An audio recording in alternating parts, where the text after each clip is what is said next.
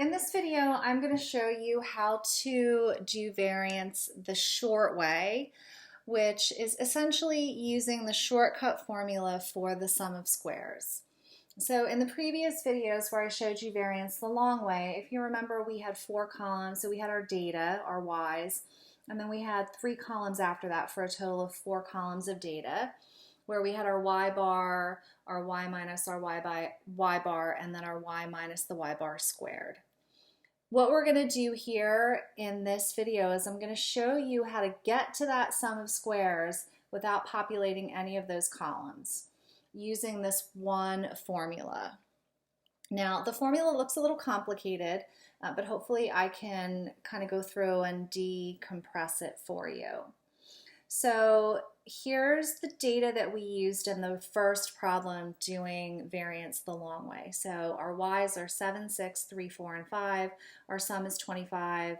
We have 5 observations, and our mean is 5.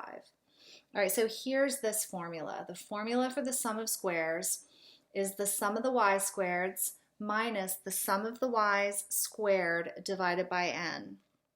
And it's really important that you pay attention to where the parentheses are in this formula, because the sum of the y squareds is not the same thing as the sum of the y's squared. So for this first part of the formula, we are going to take each of our y's, square them, and add them up. All right, so we're going to square the y's and then add up those numbers. In the second part of the formula, we're going to first add up the y's, we're going to square the total, and we're going to divide just the second part by n. Not the whole thing, just the second part. All right, so we're going to add the y's, square the sum, and divide by n. All right, so let's go through and actually calculate this with our numbers. All right, so for this first part, we're going to take each y, square it, and add them up. So here's our y's. All right, so we've got 7 squared plus 6 squared plus 3 squared plus 4 squared plus 5 squared. All right, we took each of our y's, squared them, and we're going to add them up. Then for the second part of our formula, we're going to subtract the sum of the y's squared and divide that by n. Now we already added up the y's, so we don't need to do that again. The sum of the y's is 25. We're going to square that and divide by n. Oh, sorry. Our n is 5.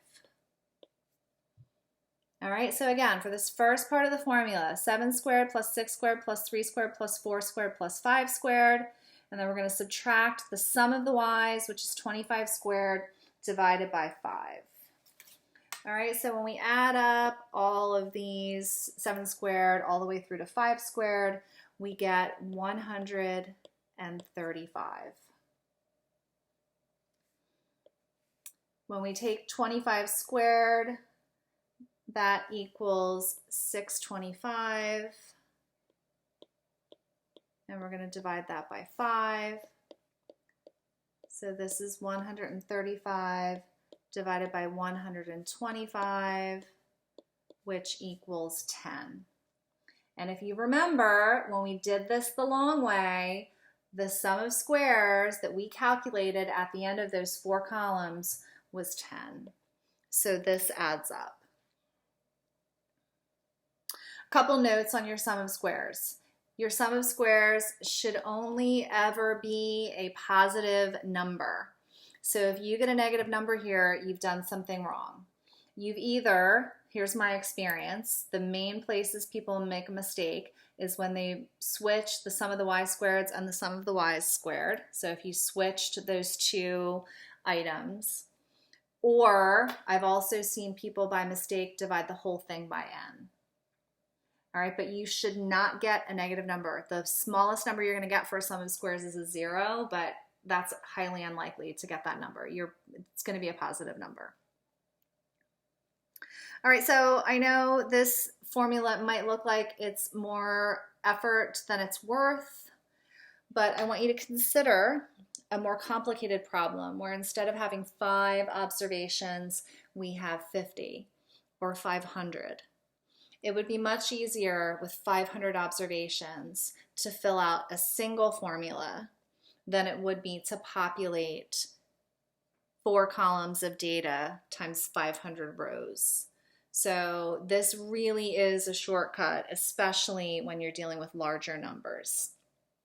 Now at this point, we've only calculated as far as the sum of squares. So if I asked you for this problem to calculate variance and standard deviation, you would want to go ahead and do that as well. Now, because these are the same numbers we've used already, I'm not going to go through the steps of calculating variance and standard deviation for this problem, but if you were doing this on your own and I said use the shortcut formula to calculate standard deviation, you're going to go through variance and standard deviation as well. And I'll make sure that I do a full video that has that from start to finish.